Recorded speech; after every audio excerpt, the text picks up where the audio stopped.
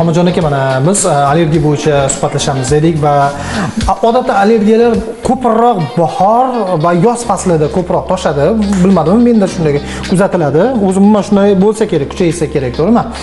Va o'zim aytganda, uni oddiy shamollashdan qanday farq bo'ladi allergiyani? Demak, allergik kasalliklarni o'zi ikkita katta turga bo'lish mumkin bo'ladi. Bu terida namoyon bo'luvchi turlari hamda nafas yo'llarida namoyon bo'luvchi turlari, bu ikkita katta turi. Lekin ana shu yoz mavsumida hamda erta kuz mavsumida ko'payuvchi allergiyalar bular pollenozlar deb ataladi. Ya'ni o'simliklarni gullashi, o'sha guldagi changga nisbatan sezuvchanligini oshib ketishi. Yo'q, yozda ham. Bahor bizda mana o'simlikni gullashi deganda nimagadir bizning odamlar ko'pincha mevali daraxtlarni tushunishadi. Lekin mevali daraxtlarni changi allergiya bermaydi. Allergik xususiyat faqat shamol vositasida changlanuvchi o'simliklar. Bu nima? Mevasiz daraxtlar, dala o'tlari, yovvoyi o'tlar hamda yovvoyi dukkakliklar. Mana shu o'simliklar aynan bizning iqlim sharoitimizda bahorda gullashni boshlaydi va kech kuzgacha bir necha bor gullaydi. Ana shu gullash davridagi changga nisbatan sezuvchanlikni oshib ketishi u yoki bu ko'rinishdagi allergik kasallikka sabab bo'ladi. Mana shu kasalliklarning guruhi pollenoz deyiladi. Endi pollenoz odatda shamollashga o'xshab boshlanadi. To'g'ri. Ko'z qichishadi, burun qichishadi, aksi urish bo'ladi, burun oqadi, yo'tal bo'ladi, ba'zan badanga narsa toshadi. Lekin haqiqiy o'sha infeksion yallig'lanishlar, ya'ni bakteriya yoki virus tufayli yallig'lanishdan farqi allergiyada tana harorati oshmaydi. Mana shu xususiyati bilan allergik yallig'lanish boshqa yallig'lanishlardan keskin farq qiladi. Bu demak allergiyani pollenoz biza. Pollenozlar guruhi. Asosan kimlarda o'sha uchraydi? Yosh kattalardami yoki kichiklardami? Yo'q, pollenoz odatda yosh tanlamaydi. Tanlamaydi. Lekin bundan 30 yil, 40 yil ilgari pollenoz bilan yer yuzini o'sha kichik yoshdagi bolalarini 0,2-0,5% kasallanar edi. Hozirgi kunga kelib, mana keyingi 30 yil, 20 yillarning ichida yer yuzini o'sha hamma aholisi va ayniqsa bolalarni 25-30% hozir pollenozdan aziyat chekadi. Pollenoz o'zi boya aytib o'tdik, burun bitishi, aksi urish, ko'z qichish bilan boshlanadi. Ma'lum bir muddat to'g'ri yordam bermasak yoki davolanishga bee'tibor bo'lsak, u o'simlik changi bilan bog'liq bronxol-astmaga o'tish xususiyati bor. Hozir u aynan yosh tanlamaydi. Bolalarning ichida ham, katta odamlarning ichida ham bu kasallik keng tarqaladi. Muhammadjon aka, immunitet tizimini yaxshi rivojlanishi yoki biroz pastroq bo'lishi bu kasallikka qanday kurasha oladi? Yo'q. Allergik kasalliklarda ta'jub shundaki, immun tizim pasayadi. Ya'ni immun tizimning ishlash qobiliyati pasayadi. Immunitetim tushib ketdi, shuning uchun allergiya bo'lib qoldim degan tushuncha noto'g'ri. Allergik kasalliklarda immun tizim noto'g'ri ishlaydi. To'g'ri qabul qilish kerak bo'lgan moddalarni dushman deb biladi-da, ana shu yot jismga nisbatan maxsus hujayralarni ishlab chiqaradi. Ana shu qonimizga tushgan go'yoki yot bo'lmagan jism bizning immun tizimimizga yot deb tuyuladi va kurashish boshlanadi. Ana shu allergen bilan immun tizimni kurashishi natijasida hosil bo'ladigan reaksiyalar bizda tashqi ko'rinish bo'lib kasallik ko'rinishi namoyon bo'ladi. Tushunarli. Endi Muhammadjon aka, bilasiz, biz azaldan bolajon xalqimizda bolalarni yaxshi ko'ramiz. Har bir xonadonda kamida ikkitadan, uchtadan bolalari bor, o'zingizdan nevaralar bo'lsa kerak. Endi baribir ota-onalar bolalar borasida jiddiy qarashadi. Ular mana shu bolalarda uchraydigan allergiyalar haqida ma'lumot bersangiz, ular nimalarga e'tibor qaratish kerak? Uy sharoitida bolalarni qanday o'sha allergiyalardan himoyalash kerakdir, balkim qandaydir uy sharoitida davolash usullari bordir. Endi allergiyani ko'payish sababini birinchi bilishimiz kerak-da. Birinchi navbatda keyingi mana shu 30 yilda allergiyani ko'payganini gapirdik. Bunga sabab, ko'payishiga sabab birinchi navbatda o'sha gigiyenik gipoteza degan tushuncha bor. Ayniqsa bu ham Yevropa mamlakatlarida, AQShda, mana Kanada taraflarda bu teoriya shunaqa deyiladiki, bolalarni deyarli hamma kasallikka qarshi emlash. Hammasiga. Ana shu kasallikka emlangan bolalarda tabiiy immun tizim rivojlana olmaydi. Ya'ni u yurganda, ko'chada bo'lganda, kasallanganda uchrashadigan mikroblarga qarshi kurash qobiliyati yo'qoladi. Shu jumladan allergiyaga ham. Mana bu birinchi sabab deyishadi. Ikkinchi sabab, keyingi yillarda shu kimyo sanoatini oziq-ovqat sanoati bilan birlashish. Mana shu ovqat ishlab chiqarishda ultra ishlov berilgan mahsulotlar degan tushuncha paydo bo'ldi. Mana shu ultra ishlov berilgan mahsulotlar qanaqa? Ular oddiy o'sha o'zimizning oshxonamizda ishlatadigan mahsulotlar emas endi. Yarim tayyor mahsulotlarni iste'mol qilish ko'paydi. Ayniqsa Yevropada, mana o'sha Amerikada. Mana bu holat albatta o'z-o'zidan birinchi semizlikka sabab bo'ladi, qandli diabetga sabab bo'ladi va albatta allergiyani ko'payishiga sabab bo'ladi. Mana shu oziq-ovqatlarni iste'mol qilish nafaqat kattalarni, balki bolalarning ichida ham allergik kasallikni ko'paytirib yuboradi. Mana bu holat. Keyin maishiy kimyoni kirib kelishi, tozalovchi vositalar, yuvinuvchi vositalar, mana o'sha makiyajda ishlatadigan vositalar, mana bular ham o'z o'rnida kuchli allergen hisoblanadi. Shuning uchun bolalarimiz ichida ham, kattalarimiz ichida allergiya ko'p. Lekin nima qilishimiz kerak? Allergik kasallik odatda shu kasallikka nisbatan genetik moyilligi borlarda rivojlanish ehtimoli ko'p.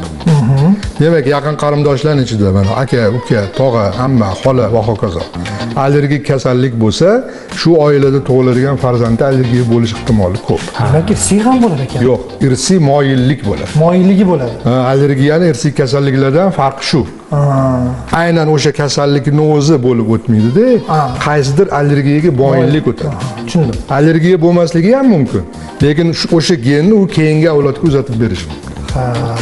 Mana shunaqa oilalarda bo'lsa, bunaqa farzandga, bunaqa oilada o'sha homiladorlik paytdan profilaktika. Bu qanaqa? Allergen mahsulotlarni o'zini ehtiyot qilish. Turli o'sha kimyoviy moddalarni kamroq ishlatish, ko'proq ochiq havoda bo'lish va tabiiyki o'sha uyda o'zimizning uslubda tayyorlanadigan o'zbekona ovqatlarni iste'mol qilish. Tabiiy, ha? Tabiiy. Mana shunda tug'ilajak bolada allergiya bo'lish ehtimoli kam. Kamayadi. Tushunarli. Endi yana bir savol tug'ilyapti. Bu uy sharoitida mana shunday allergiya deylik alomatlarini kamaytirish uchun bekajonlarimiz, uydagilar nimalarga e'tibor qaratish kerak uy sharoitida? Uy sharoitida birinchi imkoniyat doirasida uyda tabiiy narsalar ko'p bo'lishi kerak. Bu bir. Mana zamonaviy aboylar, gilamlar, yumshoq mebellar, bularni iloji boricha o'sha tabiiy narsalar bilan qoplama qilish. Tabiiy xom ashyolardan demoqsizda? Ha. Tabiiy qoplamalar bo'lishi kerak. Ikkinchi, o'sha farzandlarimiz hozir gadjet bilan juda ko'p munosabat qilishadi va o'sha ko'chada bizani sizni mani bolaligimda o'ynaydigan o'yinlarni deyarli o'ynashmaydi. Lankalarni. Jismoniy mana jismoniy harakat, ochiq havoda ko'p bo'lish, mavsumiy o'yinlar, mana lanka o'ynardik, chilla o'ynardik, qorovul eshak o'yini, bular yo'q. Hammasi mana shu gadjetda o'tiradi. Ya'ni kam harakat. Mana shuni albatta, mana shuni kamaytirish kerak. Va tabiiyki mana ochiq havoda ko'proq. Hozir endi zamon talabi shunaqa bo'lib qoldiki, havoni tozalab turishimiz kerak. Namli. Mana shu xonamizdagi namlik va xonamizdagi changni kam bo'lishi albatta allergiyaga profilaktika. Ko'chadan kelgandan keyin o'sha yuz qo'lini yuvish, kiyimlarni almashtirish, deylik dush qabul qilish, bu o'sha allergiyalardan qisman bo'lsa-da xalos bo'lish uchun ham yordam beradimi? Albatta, ko'chadan kelganimizdan keyin bu tavsiya ham qilinadi. Ayniqsa allergiyasi bor bemorlarga yoki xonadonida allergiyadan aziyat chekadigan xonadonlar bo'lsa, albatta ko'chadan kelib, yuvinib, o'sha burun bo'shlig'i, og'iz bo'shlig'ini tozalab, kiyimlarni almashtirib, keyin boshqa odamlar bilan muloqot qilgan yaxshi. Albatta. Endi baribir bizda bir odat yomon, haligi kasallikni o'tkazib yuboramizda. Shifokorlar aytishadi, davolagandan ko'ra uni oldini olgan yaxshiroq deydi. Lekin bizda nima bo'ladi? Mana tishimiz og'risa, shu obdon ishib ketmaguncha bormaymiz. Ildizigacha borguncha bormaymiz. Umuman olgan mana shunday. Sizni ham albatta bemorlaringiz orasida mana shunday allergiya bo'yicha juda jiddiy kasallanganlari bordir. Ulardan bir misol keltirib, oqibatni nimalarga olib kelish haqida tomoshabinlarimizga aytib o'tsangiz, bir yaxshi bo'lardi. Albatta, amaliyotimizda bunaqa bemorlar ko'p. Misol uchun mana burunida allergik rinit boshlangan bemorlar bo'ladi. Dastlab bular e'tibor berish mumkin. Odatda o'sha aytib o'tganimizdek, menda oddiy shamollash deydi, o'z boshimchalik bilan har xil dorilar qabul qila boshlaydi. Ma'lum bir muddat o'tadi, rinit kuchayadi. Keyin u tomoq qichishishga o'tadi. Tomoq ma'lum bir muddat qichishib yuradi, u yo'tal qo'shilgandan keyin ma'lum bir muddatdan keyin unda nafas siqish belgilari boshlanadi. Bizani shu odatimiz yomonki, o'sha aytganingizdek, kasallik o'sha ko'k tomirga bormaguncha shifokorga murojaat qilmaymiz. Shunaqa. Mana o'sha allergiya bilan boshlangan burundagi allergik holat ma'lum bir muddatdan keyin haqiqiy nafas siqishga o'tadi. Bizda allergiyani qanaqa tushunishadi? Mana bu ilgaridan qolgan eshak yemi toshsa, eshak orqa mechasi ovqat berishadi. Bu shundan to'zalib qoldi. Lekin bu noto'g'ri tushuncha. Shunday. Keyin yana xalqimiz ichida shunaqa gap yuradi, allergiyani davolab bo'lmaydi. Bu ham o'tgan asrni 70-80-yillarga tegishli gap. Bo'ladi. Hozir respublikamizda o'sha zamonaviy allergologiya xizmati juda yaxshi yo'lga qo'yilgan.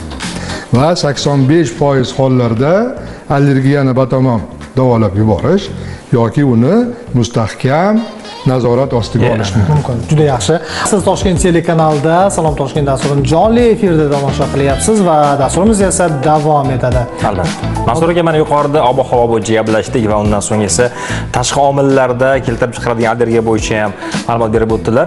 Asosan ko'pchilik kosmetika vositalari bo'yicha savol yo'llaganda, kosmetikani ishlatsam allergiya toshadi menda ayol qizlarimiz. Ko'pchilik atir upalariga xushi bo'lmaydi, atir sepsa xorsizlanadi yoki bo'lmasa tashqaridagi atir hidlariga allergiyasi bor. Bunday ayol qizlarga qanday tavsiya maslahatlar berasiz? Endi makiyaj vositalari, mana atir upalar, do'qiylar va boshqa xushbo'ylantiruvchilar odatda ikki xil uslubda ta'sir qilishi mumkin. Bu birinchi navbatda allergen sifatida va ikkinchi navbatda trigger sifatida. Trigger degani bu o'zi allergenlik xususiyati yo'q, lekin bor mavjud bo'lib turgan allergiyani kuchaytirib yuborish ehtimoli. Mana shu o'tkir hidlik narsalar nafas yo'llari allergiyasini chaqirishi mumkin yoki bor allergiyani qo'zg'atib berishi mumkin. Ikkinchi o'rinda u ishlatilgandan keyin badanga narsa toshishi mumkin. Ko'pincha mana biz shuni guvohi bo'lamiz, ayollarimiz doimiy ishlab turgan narsasini almashtirgandan keyin allergiya namoyon bo'la boshlaydi. Unda ham biz farqlay bilishimiz kerakda, agar yuzni o'zida namoyon bo'lsa, buni allergiya demaymiz. Chunki agar o'sha moddaga nisbatan allergik reaksiya boshlansa, u toshma butun badan bo'ylab toshadi. Shuning uchun ayollarimizga o'sha o'zlari tanlab, o'zlariga yoqmaydigan narsadan voz kechishlari kerak bo'ladi. Bunaqa allergiya turlari yo'qishi mumkinmi? Ko'pchilik ayol qizlar bir-biri narsasini ishlatishga moyilroq bo'lishadi. Yo'q, allergik kasallik yuqumli kasallik emas. Lekin u yerda boshqa gap bor. Misol uchun bu ayoldagi o'sha mikrobiom, ya'ni bakteriyalar bu ayolga o'tib, bu ayolimizga hech qanaqa ta'siri yo'q, lekin bu ayolda o'sha mikrobiom yoqmasdan birorta boshqa kasallikka sabab bo'lib qolishi mumkin. Lekin bevosita allergiyani o'zi yuqumli kasallik hisoblanmaydi. Tushunarli. Yuqorida aytib o'tdingiz, demak allergiyadan batamom qutulish imkoniyati bor yoki bo'lmasa 85% yoki bo'lmasa nazorat qilish, to'g'rimi? Albatta. Va bilasiz, xalq orasida tabib emas, boshdan o'tgan tabib deydi. Allergiya bo'lib qoldim desa, mana buni ichgin yoki mana bunday qilgan deb maslahat beruvchilar ham birpasda topila qoladi-da. Mana shunday holatlar qanchalik to'g'ri, hozirgina aytib o'tdingiz nazarimda, bu ularga shifo bo'lgan bo'lsa, menga to'g'ri kelmasligi mumkin, to'g'rimi? Albatta. Bu qanday oqibatlarga olib kelishi mumkin? O'zi allergik kasalliklarni davolash boshqa kasalliklarni davolashdan farq qiladi-da. Birinchi shunaqa aytiladiki, allergik kasalliklar masofadan turib davolanadi. Ya'ni bemorni ko'rmasdan turib, mana bu dorini ichgin, mana bu narsani qilgin deb aytish noto'g'ri. Chunki ba'zi hollarda shunaqa bo'ladiki, allergiyani davolashda ishlatiladigan dori vositalarining o'zi allergen bo'lib qolishi mumkin. Shuning uchun o'zida o'sha allergik narsalar, allergik kasallikning belgilarini sezgan odam albatta mutaxassisga murojaat qilish kerak. Bizning amaliyotimizda shunaqa bo'ladi ko'p. Hamma allergik dorini ichib ko'rishadi. Hatto o'sha toshma toshgan joylarga surilishi mumkin emas bo'lgan moddalarni ham surishadi. Allergiyani chuqurlashtirib, keyin bizga murojaat qilishadi. Biz tavsiya qilamiz, hech qachon odam o'zini o'zi davolash kerak emas. Albatta mutaxassis, ayniqsa allergik kasalliklarda. Albatta. Mutaxassis tavsiyasi bilan. Albatta. Demak, azizlar, mana shunday ma'lumotlarni taqdim etyapmiz. Demak, siz allergiya bilan og'rinayotgan bo'lsangiz, albatta mutaxassislarga murojaat qiling. Kasalni chuqurlashtirib yuborsangiz, baribir o'ziga qiyin bo'ladi, to'g'rimi? Albatta. Muhammadjon aka vaqt ajratib kelganingiz uchun rahmat. Siz orqali yaxshi bir ma'lumotlarga ega bo'ldik. Umuman olganda bu mavzu haqida yana suhbatlashishimiz bor edi, yana og'riqli nuqtalarimiz bor, lekin bu menimcha bitta dasturda, bitta ko'rsatuvda suhbatlashadigan mavzu emas. Qamrab bo'lmaydi, to'g'ri. Soatlab, kunlab gaplashsak ham shuncha oz. Muhammadjon akangizga rahmat aytamiz ijodiy jamoa nomidan vaqt ajratib kelganingiz uchun. Sizlarga ham ijodiy rahmat. kasbiy muvaffaqiyat tilab qolamiz. Doim sog' salomat bo'ling, hech ham kasal bo'lmaysiz. El xizmatda charchamaylar sizlar ham. Salomat bo'ling. Rahmat. Xo'sh, azizlar, biz esa dasturni lavha bilan davom ettiramiz. Birgalikda tomosha qilamiz. Marhamat.